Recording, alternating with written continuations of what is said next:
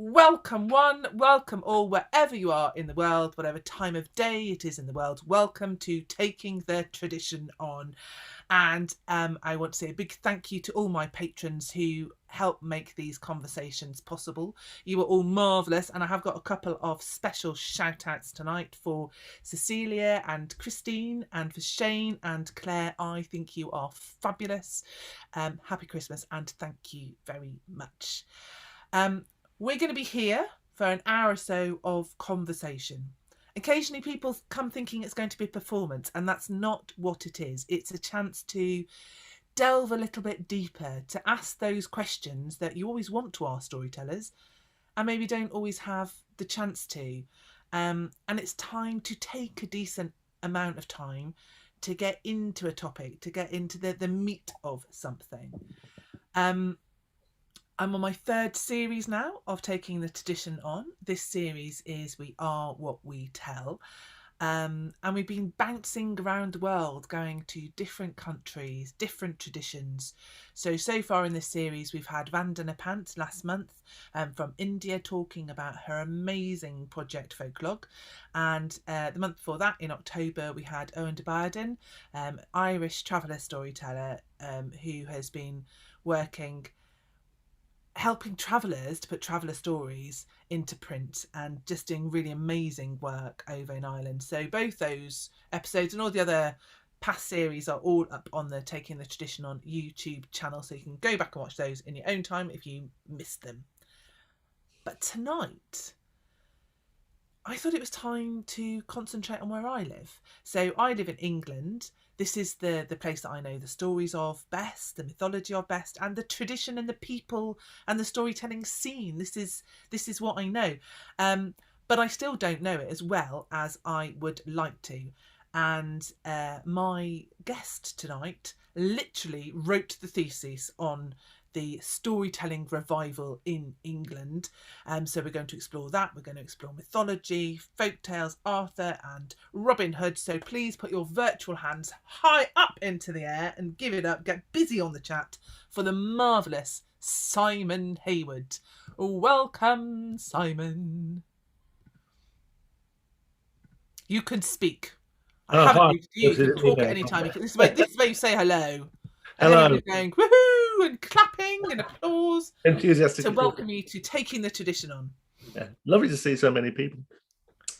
It is, isn't it? It's a great number of people and a great variety of people who are here. So I suppose we should give people, because obviously there's people from all over the world here, a bit of an overview of what the traditional storytelling scene in England is currently like. I would say it's pretty healthy, it's pretty vibrant, and it's a lot better known than it was when I got into storytelling about 30 years ago. Mm-hmm. Yeah, I think you're probably right there. I mean, it's my knowledge of it in terms of the systematic research that I did on it is now a little bit out of date. So I'm not really particularly well informed on what's been going on over the last few years, except insofar as anybody is by just picking stuff up. But it certainly seems to have become kind of a known thing in a way that it wasn't back then. I think some key markers. So some of the brilliant things about storytelling in England today is Arts Council representatives have heard of it and know what it is, and it's accepted within, still a bit of the poor relation, but it's accepted within sort of literacy and literature. Schools regularly book storytellers. They haven't got any money now, but they at least know what storytellers do and what they are. When people ask me what I do and I say I'm a storyteller, when I first said that, people would say, "Oh, what, you sit in a library and read books to children?" And now they say, "Oh, do you go into schools and things? Oh, did you come into my school? I think I recognise you." And I'm like, "Yes, you're my, you're testing my eyes. You're a doctor. You're whatever. Yes, I am that old. Yes, I probably did." There's lots of festivals throughout England now, storytelling festivals, really, quite well established and brilliant ones. And there's at least one club in every county, I would say. And if anybody on the chat wants to disagree with all of this, then that's fair enough. No, it's not ACE listed as your art, but there is usually another place that you can put it in. I did phone up Paul Jackson from the Society for Storytelling and try and get some statistics from him. They've been trying to keep statistics, but not all storytellers in England are members of the society, so it's quite tricky. I think that is one of the things. I think figures are quite nebulous. I think the most telling statistic he gave me was that the Society for Storytelling website gets about 3,000 hits a month.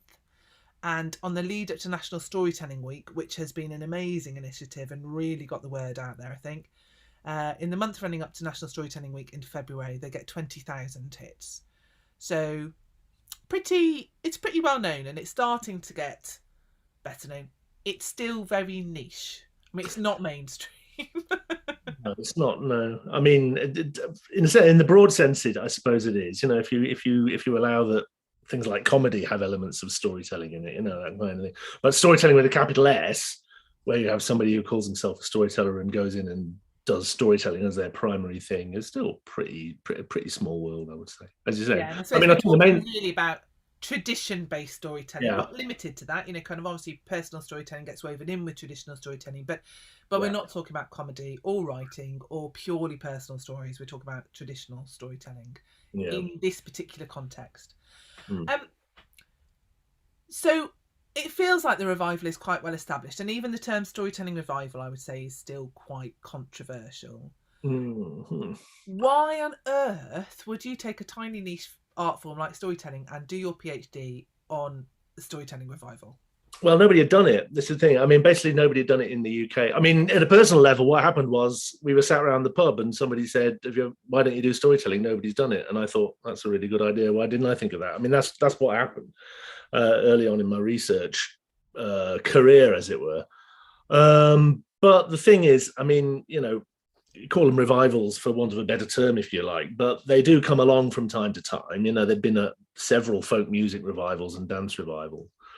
And when I was a postgraduate student, storytelling had been around for a fair while, but not long enough for anybody to do a serious study on it. So I was kind of first in there. In terms of the UK, the point I should make is that Joseph Sobol, who's in tonight, had already written a PhD on storytelling in the US, and particularly around Jonesboro in Tennessee, where the big National Storytelling Festival is.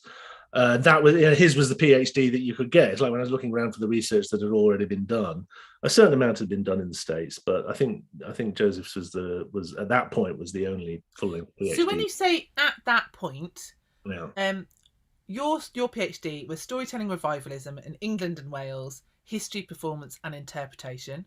Oh yes. I have my notes for that one. Normally I talk off the top of my head. I did read that bit out. What was the date? Well, the date I wrote it. I started the date that it was published, and but also the time period that we're talking about, and when you were working and doing your research. Stop heckling, Shona Lee. The period it covered. I mean, I basically the way the history goes, you can pretty much pick a date as to when you want to start telling the story. For the sake of the argument, I put the beginning around the early 80s. Because like it was around 81 to 82, or say 79, 80. That was the point at which you got a number of key groups starting up in London and around London and the southeast. And although there had been a fair amount of things called storytelling before that, that was the point at which I suppose what you might call the nucleus of the modern movement. And the things that were older and have been going on for longer, I mean, for one thing, those groups gravitated to each other within a fairly short space of time. You talk to people who were around at the time and they sort of say, well, we don't know why it happened all at once. There was just something in the water or something in the air. It did seem to utterly mushroom. Kind of, there was something that happened in the 80s where lots of people, as I understand it, I mean, I discovered storytelling in 88, 89, that's when I first got involved. I was very young. But suddenly it popped up. Lots of people started going, oh, storytelling's a good idea. I'm going to have a go at storytelling, and had absolutely no idea that anybody else was doing it. Yeah, well, you did. I mean, basically, there was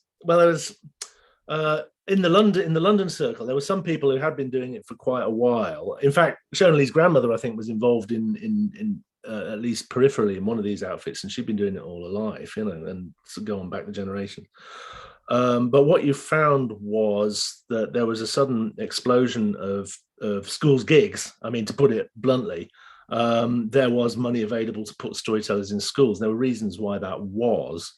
Cultural policy and people started by actually just seeing an advert in the job centre going storyteller wanted, didn't they?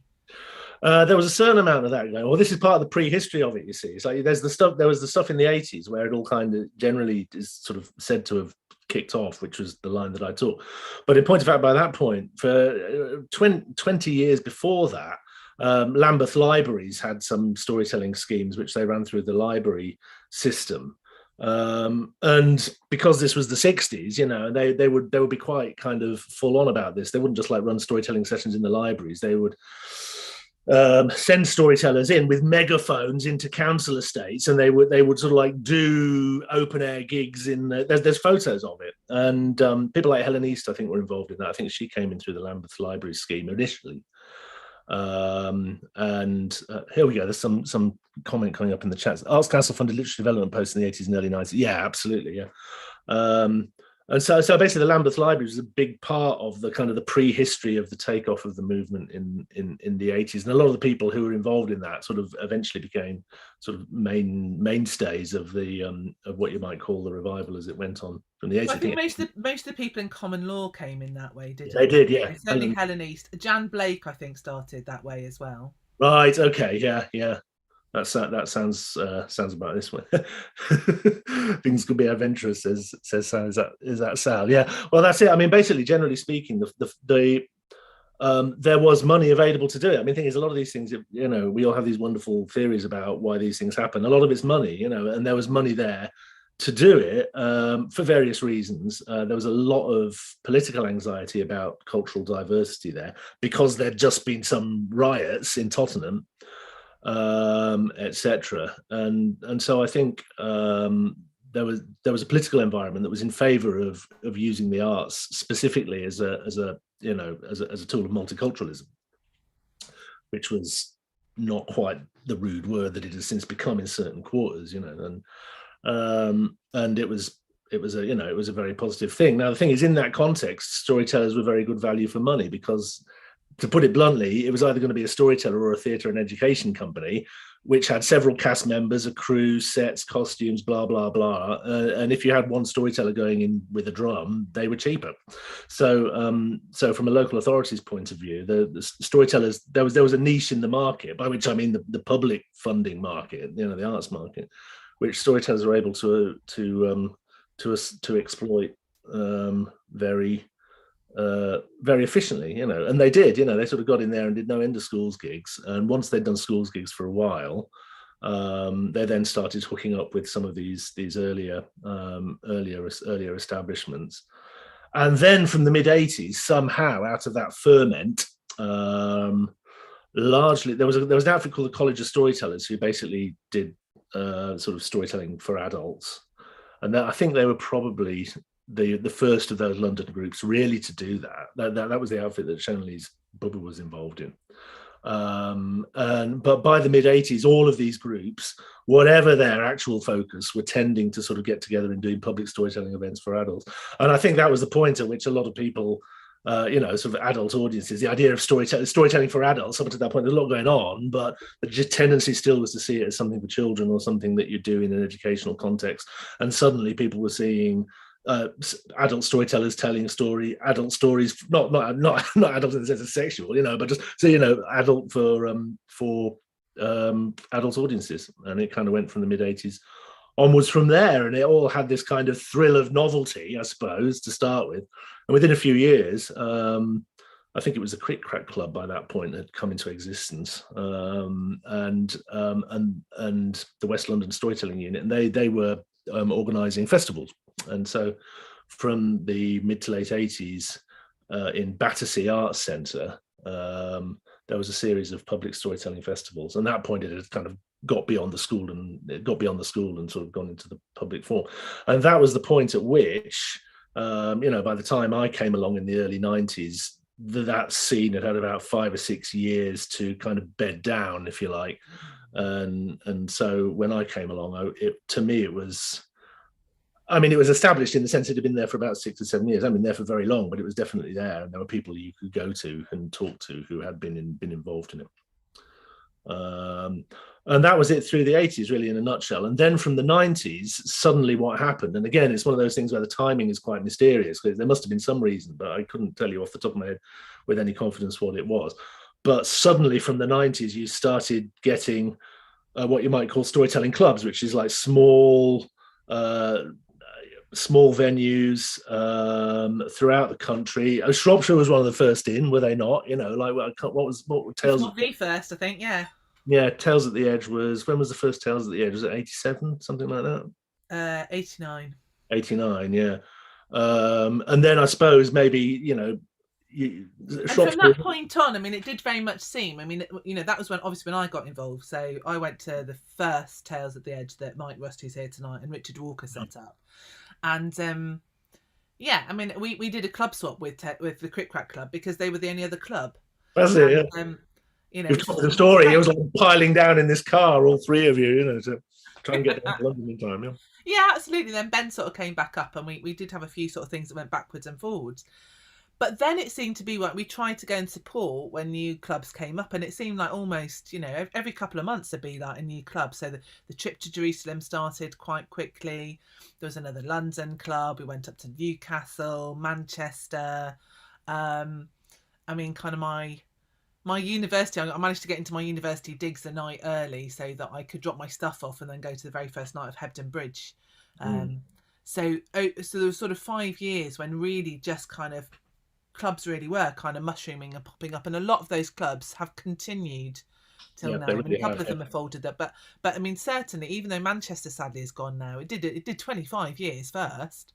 Sheffield started in '93. There was a guy called Pete Keel who started that one up at the Grapes Inn, and it's had endless changes of venue and personnel and identity and name and but I think the Story Forge now that's running at the Fat Cat, I think, is ultimately the successor to that club. And so that's, you know, 93, 03, 13, 20, that's getting on for 30 years, you know. And I suppose once the club network was up and running, then that, I suppose, was the basis of, I mean, I was researching it at that point. So I did my main research in 95, 96. And so with the club circuit and the festival circuit, it was there, you know. So one of the big questions that I do have is, whenever you go to the old traditional tellers, the ones that, you know, particularly kind of the Scottish tellers, but you know, the English tellers as well, who've stayed in an unbroken tradition that kind of it's been part of their lives, not part of their work necessarily, but, you know, just something that they do down the pub.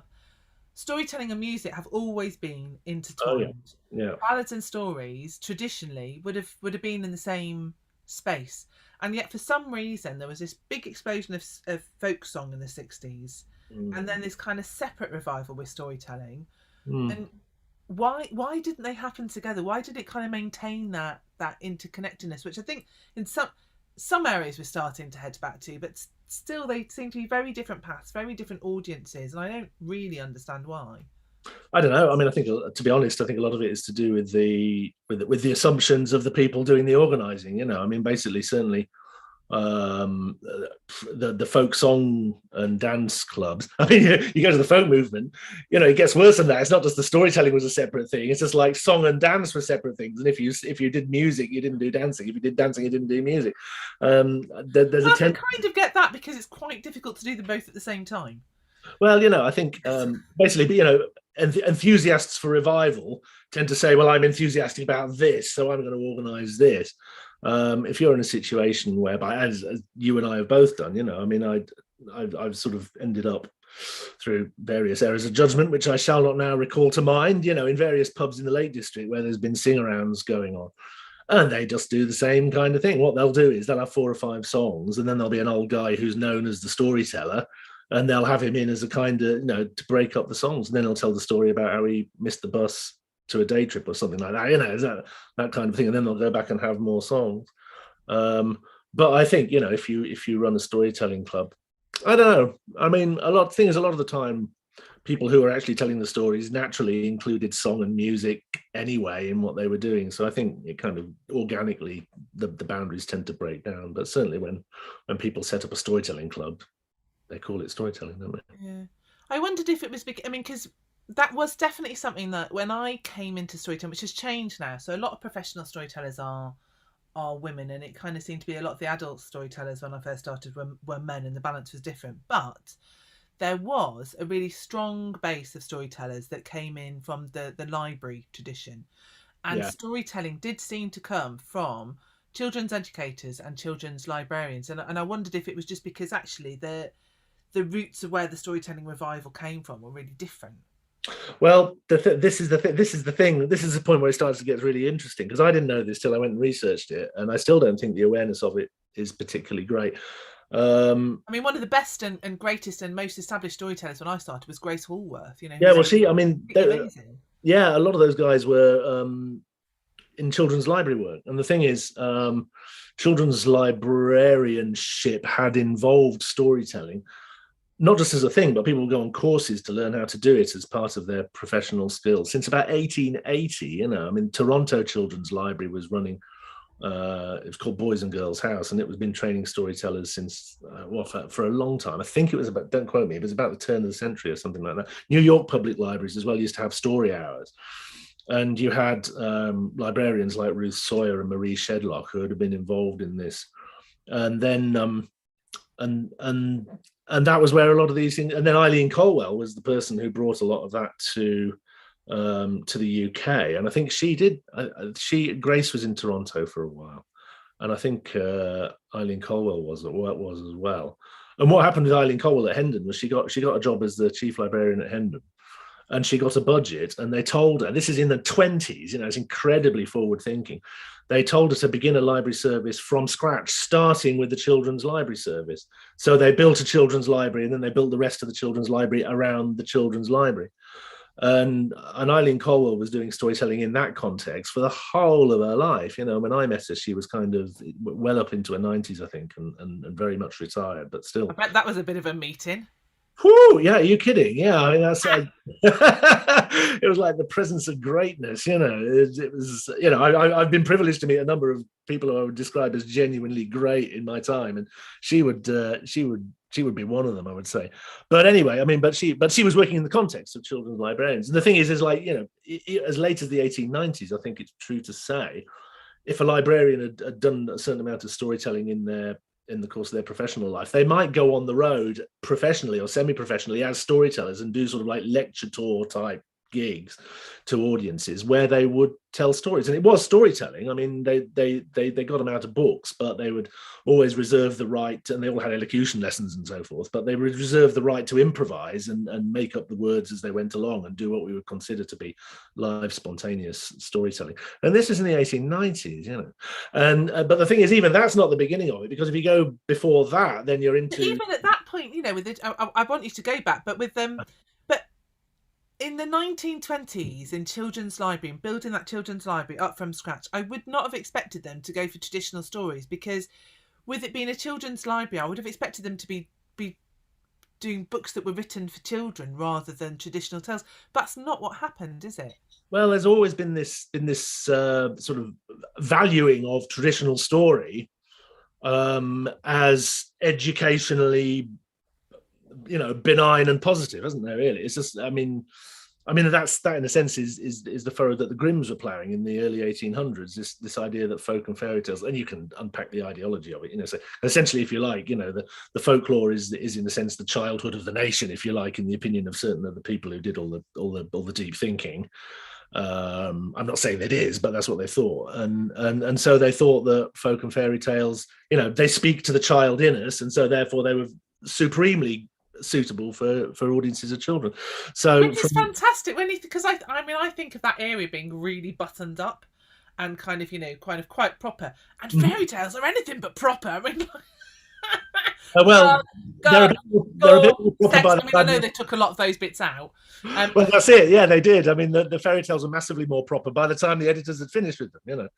And so by the time they got into the books for children, then they had been quite. But the thing is, I mean, I'm just going to pause you just for a minute, because you're on a roll, but I just want to catch up with the chat, because there's so many amazing people in here. There's fantastic comments that are going on in the chat. And I know, I'm keeping half an eye on them. It's well, it's great. I mean, Matthew, it's absolutely fantastic that Leicester Libraries are really wanting to have storytelling back in your service. Hoorah for Leicester Libraries, that's what I say. And yes, I can talk to you, Simon can talk to you, we can have a proper conversation about this, and we do know storytellers within that area. And we can definitely hook you up with some people and give you some ideas, because great to start some adult storytelling in Leicester. Because sadly, I mean, there used to be lots that was happening at the Guildhall in Leicester. I don't think it is anymore. So yeah, and Joseph's just talking about other major figures in the library service. I mean, and these people have got books out, and they've got really amazing, you know, if you're interested in this as well, follow up with books from Ruth Sawyer. I mean, she's and Eileen Colwell. I'm sure that the other people in Joseph's list have got books that I need to go and find those, because I don't know them so well, and obviously they're American storytellers and librarians that I haven't caught up with as much. Maggie, I totally agree with you. Yeah. There's an important factor, which is the type of performance venue and social context. Context is key. Yeah, and Irish storytellers very, very much well in Ireland. I think, you know, kind of the tradition has stayed more visible in Ireland to such a great extent. I mean, like the tradition's never gone away of storytelling, folk music, or anything in England. But what has happened is that it's become less visible to mainstream audiences. Like, you have to know where the folk pub is. It's not every pub, and most pubs kind of would be a bit like, what? And you'd have, you know, it wouldn't be welcome everywhere. Whereas I think in Ireland there's been it's been part of the hospitality, and it's, yeah. Well, I think that the tradition was probably, you know, traditional storytelling was more conspicuous. I mean, you can, you know, I don't know if you could say that the tradition lasted longer or was more healthy or has persisted better into modern times. I think it probably has. But the other thing that happened is, because of the political context, is that it was in certain ways recognised by the Irish government, to the extent that there were actually government-sponsored collecting programs which went through the schools, and, you know, the Irish folktale archive. Well, so, I think politics is a massive thing, and that is one of the things, is that, you know, kind of, it's the whole context of what being English is essential to this. And if you're allowed to be proud of your culture, and whether things get hijacked for the right wing, and kind of whether we want to be sending that out kind of culture onto other people's, or just taking everybody else's culture and telling that, and that's a whole kettle of fish that I think is particularly a potent brew in England. Yeah, I mean, it's fraught with anxiety from all sorts of different angles, really. Which is a whole, like, we can do a whole series of taking the tradition on that. So I'm going to take that, just like park it over there, because that could be a major diversion. Yeah. Sorry, right? You were going back in time in the storytelling revival, because actually, you know, the storytelling revival was already happening in the 1920s. It was already happening in the 1890s with the children's services and the libraries. But you were about to take us further back, and before I paused you to just. Well, the thing is, the libraries weren't there'd been sort of progressive elements in education right the way through the 19th century. And, you know, the kindergarten movement, for example, we now tend to think of the kindergarten as just something that's kind of there, but it was invented in Germany in the 1840s. Which, when you stop and think about it, is obvious, isn't it? Children's garden. I mean, it's, you know, yeah, exactly, yeah. And what they were trying to do by the lights of their own time was provide an education that was more appropriate for children. And that's where it comes from. So basically, when it sort of comes into the library service and children's librarian stuff, there's a context for all that. And the thing is, the kindergarten's invented in the 1840s.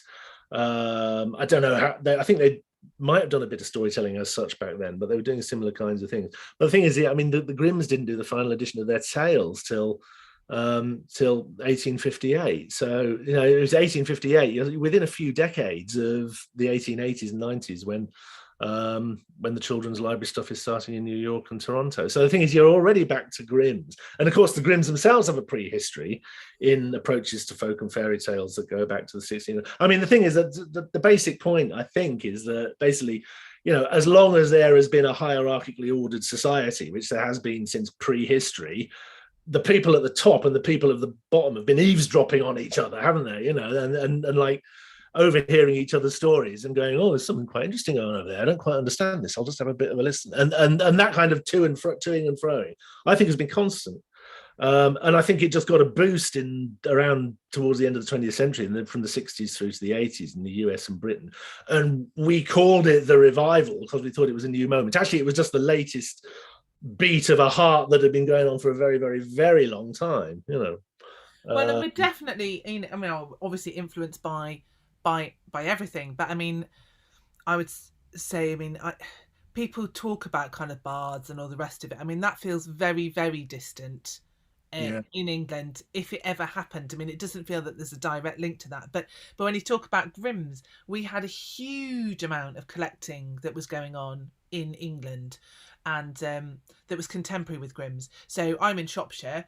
My local collectors were Sophia Jackson, Charlotte Byrne, Lady Gaskell. I mean, there were lots of upper middle class, well-to-do ladies, and that was the something where they could be equal with men, actually. I mean, you know, Charlotte Byrne became the president of the Folklore Society. She had an immensely strong voice. She was well known nationally and internationally as a scholar and an academic, and I think there's limited areas where she would have been allowed to do that, though I think she was quite a forceful woman and was going to make herself known whatever she did.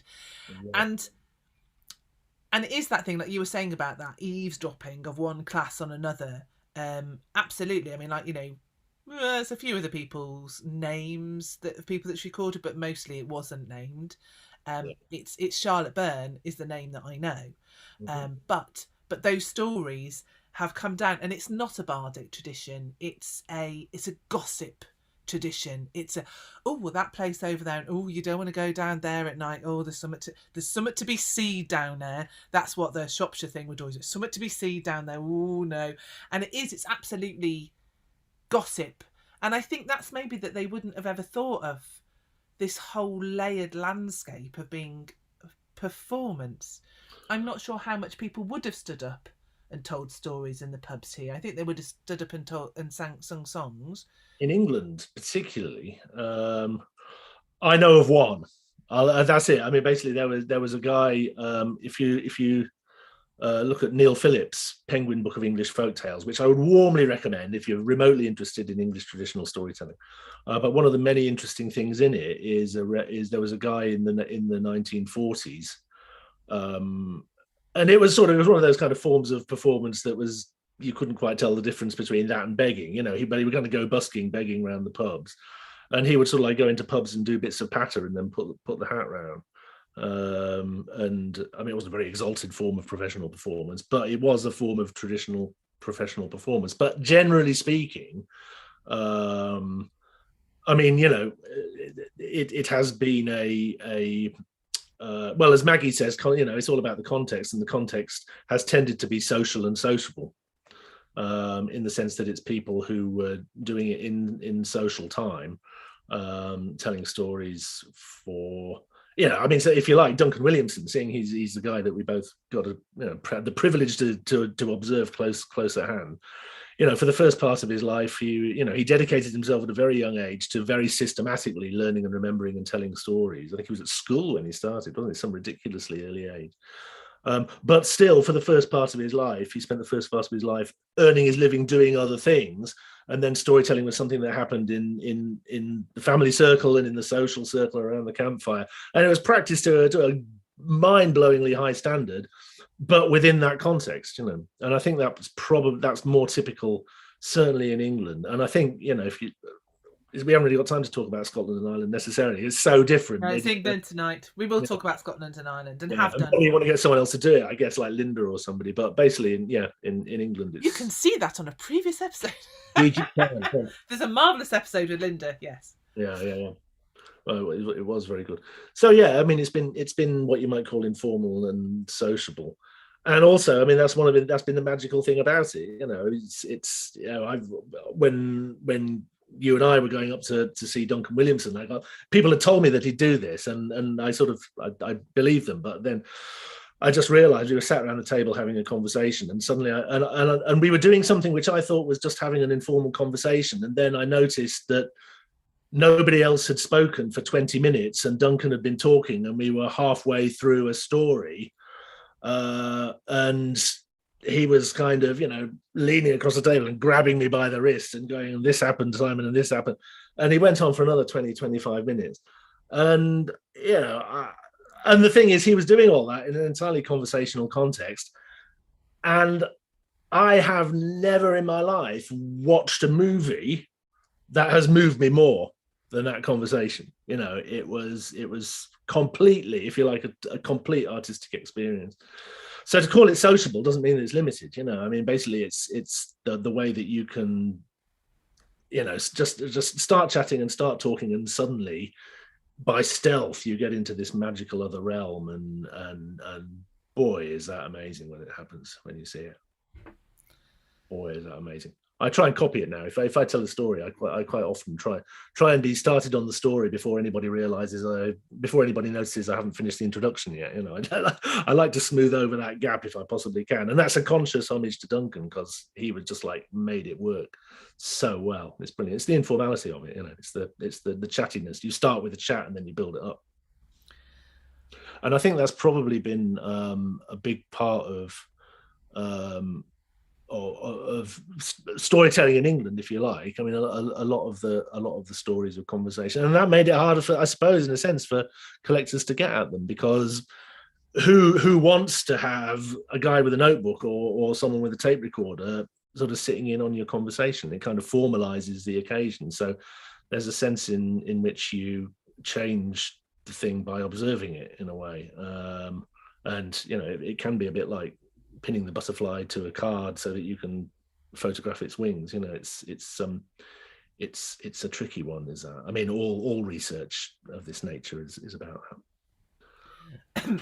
I think I've answered my own question really about kind of why the storytelling wasn't part of the folk song revival in the same way. Is that maybe it was at the edges, but it'd be at the conversations around it. It wasn't part of the performance. It wasn't part of the singing and the recording and the CDs and the explosion in the same way at all. Well, yeah, I just think in terms of the folk revival, but it was just the enthusiasm was kind of for something else in a way, I think. I don't know. I mean, it is definitely something about the attitude of the attitude of the revivalist rather than the tradition, because in the tradition they are the tradition, there are millions of traditions, but the tendency has been for the source traditions in the British Isles for it all to be a little bit more mixed up than that. So there's lots of questions on the chat. Is the Ada collection over? No. Is the Ada collection? No, God, no, it's only just begun. Not at all. It's really and yeah, it might go. It's always been declared over, and then suddenly somebody notices something that nobody else had seen. Well, I still collect stories. You still collect stories, Simon. Taffy has been an amazing person who collects. Has really gone out there to collect oral stories, and there are still oral stories out there. Mike Rust, who is here, has collected a wealth of stories that I've never found written down. And half the time, I have to say, Mike Rust, he'll tell me, I'll ask, oh, do you know stories about so-and-so? And I go, oh, yeah, this bloke in the Forest of Dean told me this. And I'll go, he's made that up just for me. Well, I'll tell you a story about it. I'll tell you a story. Well, this is it. But every time that's happened, and the last time it happened, it was this perfect story. Exactly what I needed. Again, he's made it up. And it's only once you know that it exists that then I found it, and I found other references in places that I would never have looked. And certainly for me, one of the problems with looking is that the Welsh Marches is a place as marches. It's the Shropshire and Herefordshire have become quite separate places, but they weren't originally. And I mean, the stories that I'm talking about with Wild Edric, they are stories that travel. They are stories that encompass a wide area. He was an Anglo-Saxon lord. He had manors all over the place. So all the local pockets had stories about him. And I wasn't managing to join them up because they've survived in little oases, miles and miles away from each other. And so I was looking in Shropshire, but actually the bits that I needed were in Herefordshire or further up, or over the border in Paris, because that wasn't the border then. So there's always more than you think. I mean, I got a story out of an ancient book of gypsy folklore once and told it at a gig I was doing, and there was a couple of women in the front row of the audience sniggering all the way through the story, but I ploughed on like a trooper and got to the end of the story. And then after the story, they came up and apologized. And they said, we weren't laughing at the story, we were laughing because we recognized the story. And I was like, well, how did you know that story? I got it out of an old book. from the family, And long story short, they were from a family which had Roma connections, and they were living on the manor in Sheffield in a council house, and so I got completely fired up, and I sort of got their contact details and emailed them, and I said, look, this has blown me away. I thought this story was 100 years old out of a book and wasn't being told nowadays. Do you know any more stories like that, and would you be willing to talk about them? And I got this email back. It was very, very, very direct, very courteous, but very direct, and it said, no, don't ask. Because basically you will give offense by prying. That people, they didn't want it to be known, because they've seen what happens to stories once they get out into the public domain, and they don't want it to happen to their stuff. So I went back and said, well, okay, thank you very much for being so clear. But I mean, the moral of the story, in answer to your question, Sarah, is the age of collection. No, there's always more stuff around than you might think, would be my rule of thumb. The question is working out how to get at it, and also working out what to do with it once you do get it. I think there's absolutely masses of stuff. But I mean, the interesting thing about nowadays, I think, is in a sense, is the age of collection over?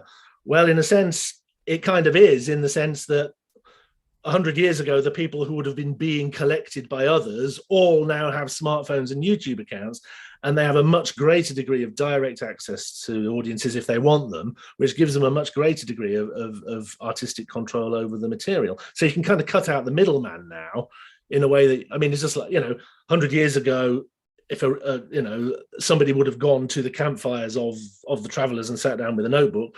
30 years ago, Duncan Williamson was telling his stories to Linda's tape recorder so that she could transcribe them, put them in a book.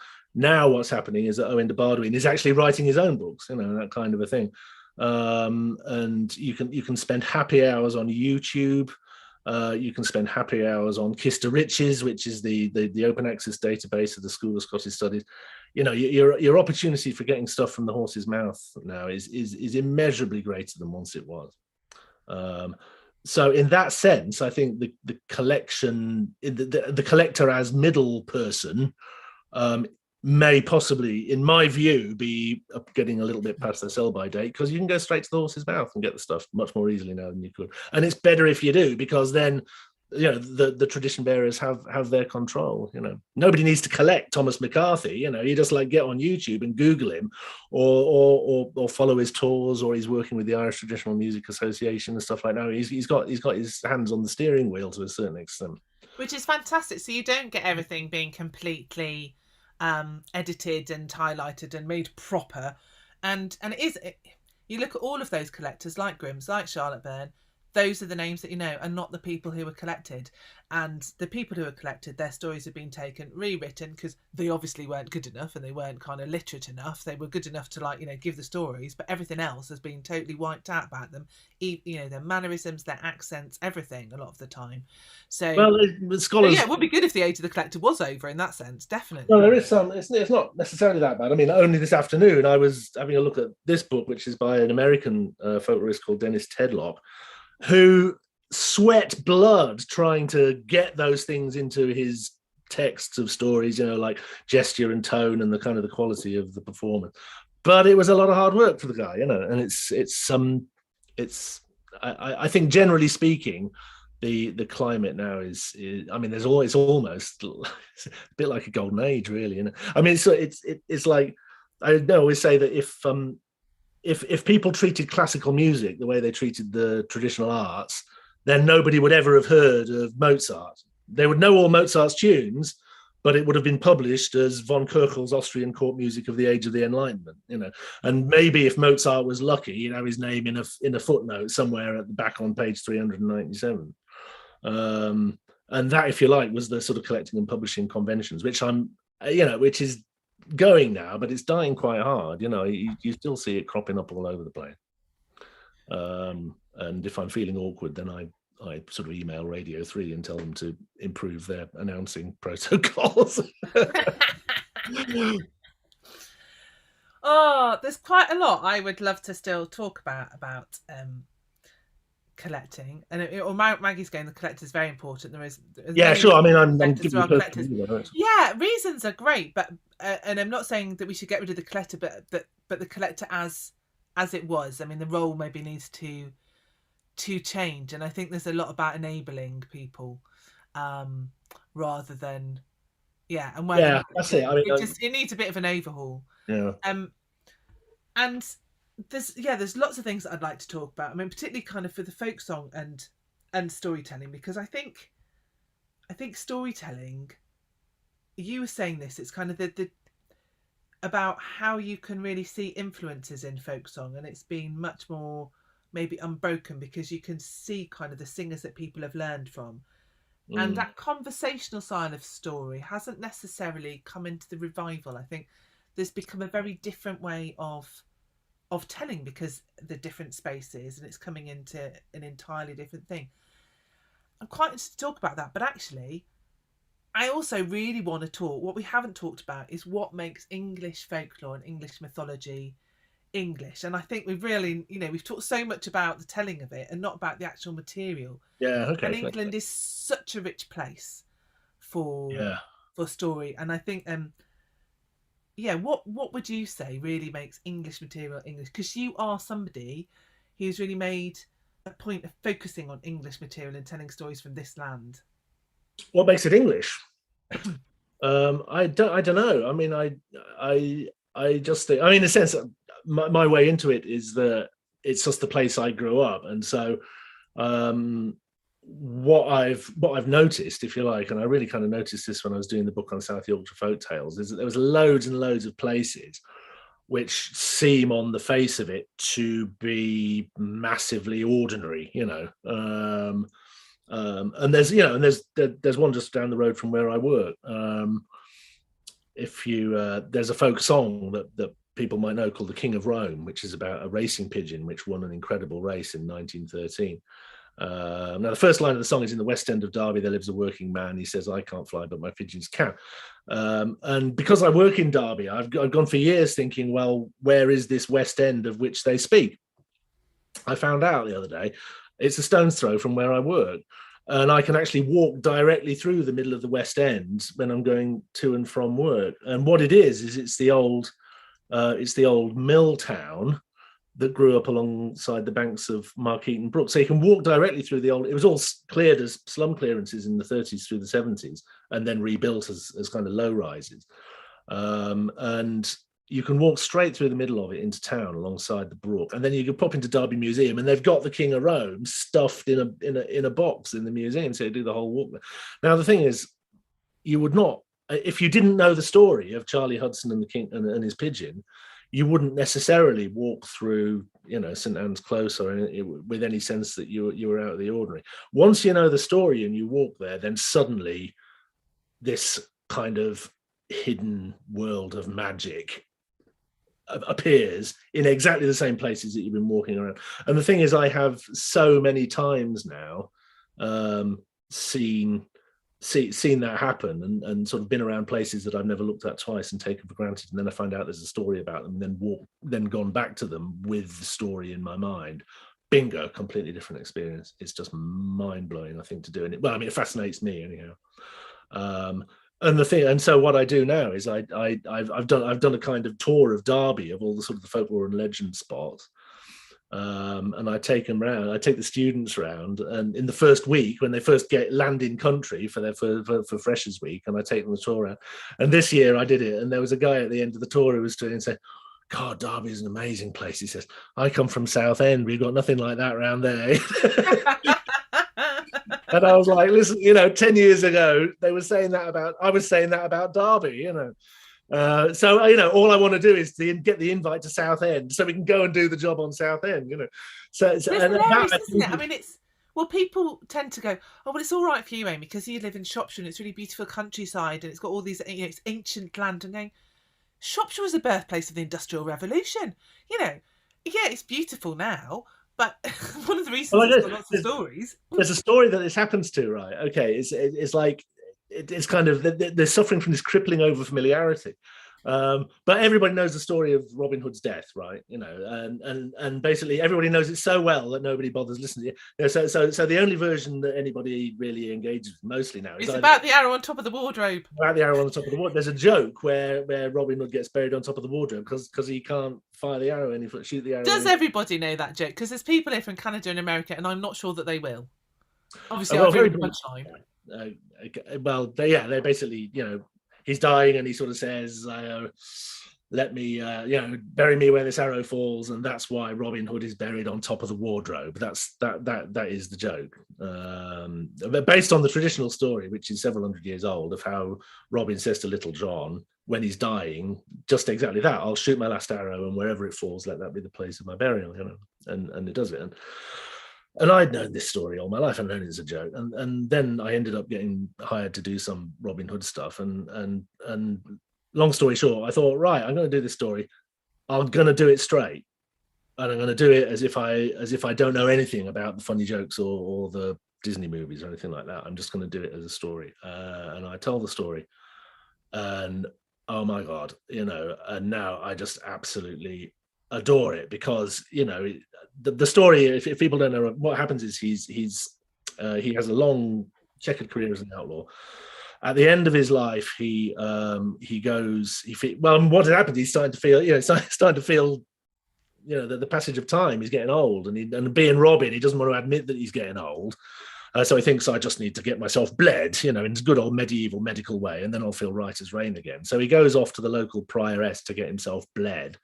And of course, being Robin, he's gormless. So what he doesn't realize is that 20 years previously, he killed a knight who was due to be married to the prioress, and she only went off and became a nun because he broke her heart when her lover died. And so Robin knocks on the door and says, Prioress, will you bleed me? And she goes, I've been waiting 20 years for this moment. And Robin doesn't put two and two together, and he goes in, and she opens up the vein and lets him bleed. And she says, wait there, I'll be back when it's time to close the wound. And she goes, and he bleeds and he bleeds and he bleeds and he bleeds and he bleeds. And being Robin, he doesn't realize the truth of the matter until it's too late. And then finally, too late, the penny drops. And all he can do is blow his horn, which is what he always does, for Little John and the rest of the band to come and help him out of trouble, which they've always had to do every week since he first went to the forest because he's so warm. And John comes up and Robin explains what's happened, and John loses it completely, and he says, I'm going to kill every nun in this place, I'm going to burn the priory to the ground. And Robin goes, no, all I want you to do for me, he says, you know, I've not lived like that, I'm not going to die like that. And then that's the point at which he says, all I want you to do is I'll fire one arrow, I've got one more shot in me. And, you know, in preparation for this story, I actually tried to draw an 80-pound bow, and I wouldn't like to do that after someone had bled me of 2 pints of blood or whatever like that, you know. And wherever that arrow falls, let that be my grave. And he shoots the arrow through the window, and it catches the setting sun as it goes and lands in the eaves of the forest. And wherever it is, only John saw where it fell, and only John knows that that's the grave of Robin Hood. And I told that story. And, you know, I still can't tell it without the hairs on the back of my neck standing up, because you've got this character. Because the thing is, you know, we're encouraged to think of Robin as this chivalrous hero. He's not. He's an idiot. You know, he's basically, he's the guy who never grows up. He's always getting into scrapes, and Little John is always having to pull him out of them. You know, so John is the grown up. They have this really weird codependent relationship, and John is the grown up.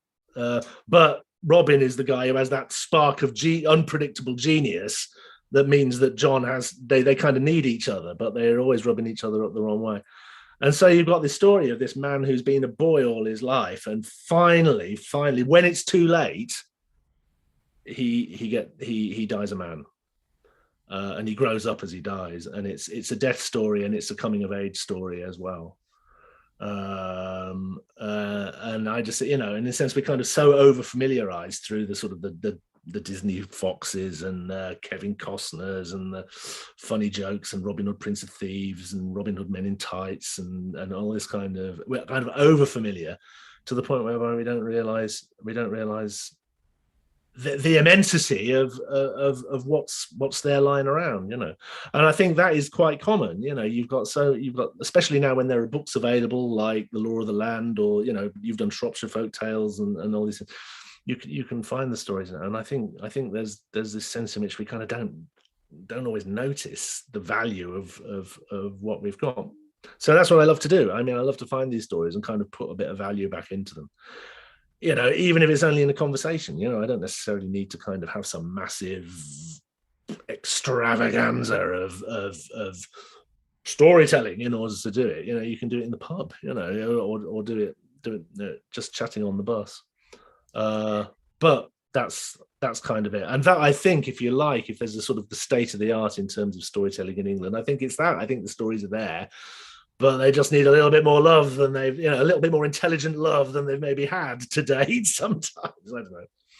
Except from people who have been sort of, keeping them up. Like, Shropshire's full of people like that. People who have been learning the stories and remembering them and getting Edric, and the thing is once I started doing it in Sheffield, I would organise story walks, and we would get on the bus from Sheffield interchange through Darnell out to Meadowhall to go and visit what we believe to be the site of a possible medieval battle.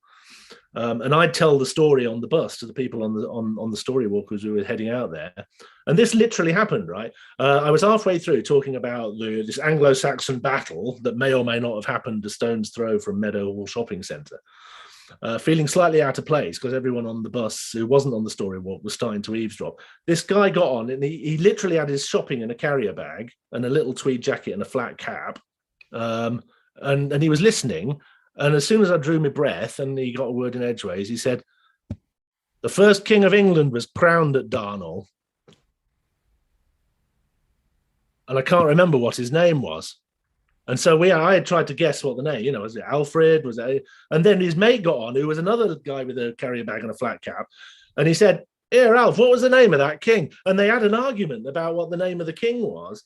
And I thought, this is madness. So we did the story walk and I did my shtick. And then I went home and I Googled it. And it's true. There was a massive treaty in about 900 odd or something in between. I don't know who it was. It was Edward the Elder, one of those guys in between Alfred and Harold, who all have names like Athelstan and Edwig. And so it was one of those.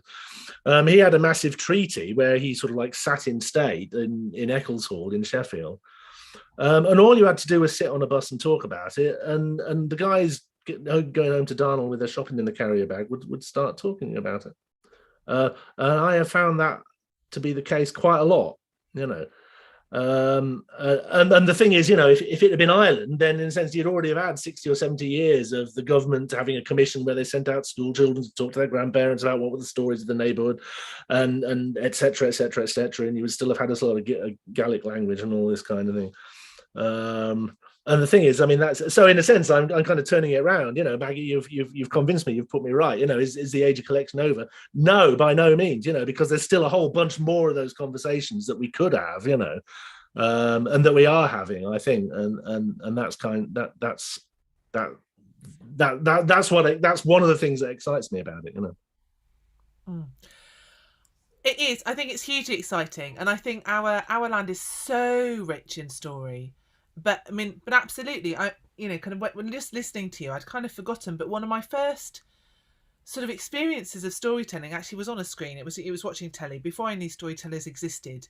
But Tony Robinson did a version of the Odyssey. Oh yeah, He did it in a really, actually, talking about now, traditional English way. If it was really conversational, he was walking along quite a lot of the time, and I particularly sort of remember one episode, and kind of somebody like he was walking past somebody with some chips, and they offered him some chips as he went. And I said, "Oh, thank you very much." And a chip kind of, and so there was Odysseus, and it was just incredibly powerful, and it was about that place. It was about kind of the landscape that was around you, even though that wasn't an English story. That way of putting it in the landscape was really exciting. I'd never seen anything like it. And definitely for me, I was talking with somebody, I can't remember who it was, but the other day of, going up the Stiper Stones the first time, being dragged up by my parents, legs aching, whinging, kind of hating every minute of it because I didn't know the story. And once you start to know the stories of a place, it is absolutely, like you were saying, I loved your description of, it being like a magic door that opens, and it's this world of magic. And Sally's sort of saying on the chat, does it have to be a traditional story? Well, Sally, I'm not going to tell anybody, like, you know, I'm I don't have the right to tell you what to do, what not to do. But I would say a ghost story from 40 years ago is brilliant. And that's the thing is, for me, is I think in England, it's that layer. Like you have all the sedimentary layers on somewhere like Wenlock Edge that you're talking about in Presthope. You've got the prehistory and the old things, and you've got all of the stories of the Normans. You've got the stories of the birthplace of, you know, the Industrial Revolution. And then you've got the stories of Nanny Morgan, and then you've got the stories of Presthope, and then you've got the stories of what happened yesterday, but they're all linked and they're all connected and they're all built on top of each other. And I think that is massively what English storytelling is about. I've got just does reminds me of a story, you know, just you can almost see them from here, but we live at the bottom of a shallow valley, and over the top of that way, about a couple of miles that way, there's a low hill, and once you're on the top of that hill, you can see pretty much all the way into Sheffield. And so if you don't have to go that way far, and you can see it on the outskirts of Sheffield, you can see them from practically from the bottom of our garden. If you look, there are two very tall, very white, high-rise tower blocks, which are council flats. There's this council estate at Herdings Park. And I was on the internet, which I love, you know, Googling around like Sheffield Forum and kind of the places where people sort of like buy and sell cars and furniture and all that kind of thing. And there are discussions of, you know, the football results and matters of local interest. Bang in the middle of this, all this discussion, I found, I was looking for ghost stories, and get this right, two high-rise tower blocks. They cannot possibly have been built. You know, they were built after the war. You know, nobody was building those tower blocks in Sheffield before the war. It was built after the war. So what are they? They're going to be like, you know, 50, 60 years old, absolutely tops. And there's two of them, and they're called the Three Sisters. And they're called the Three Sisters because there was a story that at the top of each tower, there were three sisters, and one of them lived at the top of each tower, 1, 2, and 3, and the youngest one was going to get married, and the elder two were jealous, and so they killed her and dragged her down the stairs. And once a year, on the anniversary of the death, you can see the bloodstains on the staircase. And wow. As a result of that, I believe there are various different versions of the story. It's remembered and told in various different ways. But the upshot is that they knocked down one of the towers, and there are still, you know, there are people, and I think is that for all I know, they might be right. You know, there are people, you know, absolutely candid about their understanding that there used to be 3 towers and one of them was knocked down, and there is this ghost story attached to it. Now, that story cannot possibly, in that form, be older than the towers, and the towers aren't that much older than your story about Presthope, are they, Sally? You know, so the thing is, now that is, you know, in what sense is that not a traditional story? That is a fully traditional story, which is clearly fairly recent. Now, if you go into the history of it, somewhere else, I found a reference to the fact that around that part of Sheffield, in what's now a bike park just over the dual carriageway, there used to be a military camp, and the military camp was plagued by rumours that it was haunted by a drummer boy. You could hear the drumming at night, that kind of a thing. So it's not the first ghost story that's been attached to that bit of Herdings Park. But these things are constantly updating. But the thing is, when they do update, they update a long way from the limelight, you know, sometimes. So it's a case of kind of keeping your ears to the ground. So it doesn't need to be a traditional story as a more modern acceptable. You know, there is such a thing as the modern traditional story. You know, the tradition is still going. You know.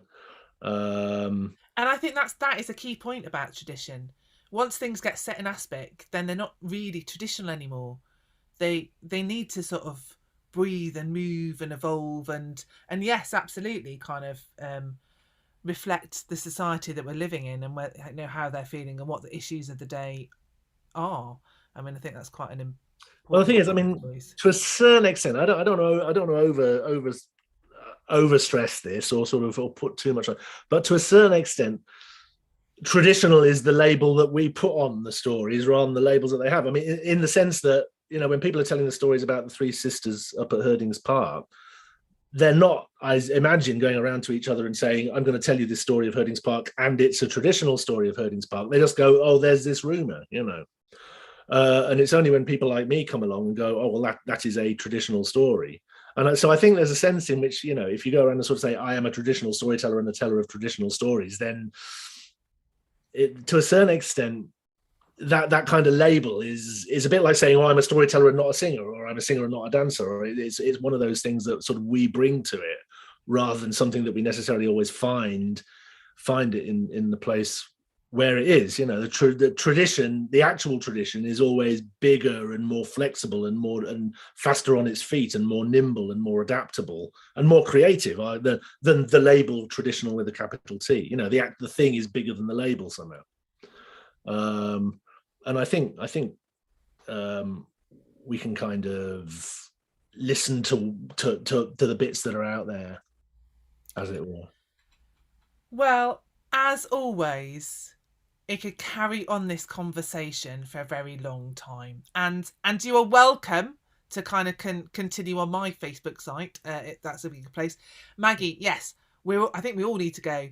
And just to say, Maggie Hunt, who is on here, is an amazing collector and performer who is just, you know, she has collected mummers plays, Morris dancers, stories, songs. I mean, she's absolutely an eclectic collector and performer and very talented person. And the guest list tonight has been quite stunning. And I'm really pleased to see people swapping emails. And if anybody wants to try and get hold of somebody else, I have contacts for a lot of the people here, not everybody, but I can try and hook people up if you can't find each other, because I think hopefully quite a lot of really interesting contacts have been made on the chat tonight. So yeah, but feel free to use me to do any more contacts. We could carry on this conversation for so much longer, and I feel like we've just sort of scratched the surface. But thank you so much, Simon, for your knowledge. If anybody's feeling completely inspired, the thesis is out there. I have to say, it's quite heavy going. You might be better off offering to buy Simon a pint at some point. He's definitely agreeing with that. I can tell you the big idea in 2 minutes. You got 30 seconds. Can you do that? There's a challenge. Yeah, basically, I mean, the big idea of my storytelling, of my PhD, was that there was a tendency to look at storytelling revivals as if they were some separate thing where people wanted to kind of go off and live in Merry England and waken the past and pretend to be prehistoric or something like that. But in a nutshell, my thesis was, no, that's not what it's about. People do dress up a bit, but basically what they're trying to do is just tell stories in exactly the same way that people told stories in hundreds of years. All the differences are based on the fact that they just haven't been doing it for quite as long, so they're still feeling their way into it and trying things out. Whereas if you've been doing it for generations and generations, there is an established way of doing things. So you don't want to get too hung up on the dressing up and pretending to be prehistoric, because it's actually only surface. The deep activity is the same in both cases. I totally agree with that. And to say, we haven't even touched on Arthur, which I said we were going to talk about tonight. Okay, yeah. The English storytelling tradition is huge. It is alive. It is vibrant. It is exciting. There's lots and lots to discover, not just on the kind of official storytelling scene that we are maybe part of, but just in talking to people all the time. And that's when you get stories, is just by meeting people, talking and listening, and just being aware, looking and listening. You'll find it. So thank you so much, Simon. You have been an amazing guest. I knew that it would be a fascinating conversation. Thank you for all the questions on the chat, which has just been brilliant. There have been some really amazing questions. I'm sorry we didn't get quite round to all of them. Tried to answer as many as we could as we went through. The next Taking the Tradition on will be the first Tuesday of January, which is Tuesday the 4th of January. Taking the Tradition on is always first Tuesday of the month. I'm going to keep it a secret for a little while, because I have a deal with my patrons that I always tell them first. So if you want to know, if you can't wait desperately to know who my next guest is, then you can become one of my patrons. And there's all sorts of other exciting things and discussions that we have on that site. But I will be announcing it in the not too distant future to give you a chance to come along and find out. But what I can tell you is that she is amazing and exciting, and it will be very different to tonight, but equally fascinating and inspiring. And that, I think, is everything that we need to say. Unless you've got anything, have you got any chances coming up where people can hear you telling some of the English stories, Simon? Not right now. No, not unless somebody asks me, which I'm very happy to do. Nothing particular at the moment. But I mean, if people do have any comments or questions, or want to sort of like, carry on the debate, or just send me a message. I'm kind of around on social media and stuff, so I'm up for conversations. And I've been doing a bit of Zooming over lockdown, so enjoying it immensely, to be honest. But yeah, no, it's good. Simon's pretty easy to find, and if you can't find a contact for him, then just get hold of me and I will forward it on. So thank you very much to everybody for your company tonight. So wherever you are in the world, go and have a look for the stories that are on your doorstep. Go and find the stories that are lining your tower blocks and pavements, as well as your hills and forests. And as Simon said, open that door into a world of magic and layering of landscape and possibility. So good morning, good afternoon, good night, and go safely, go well.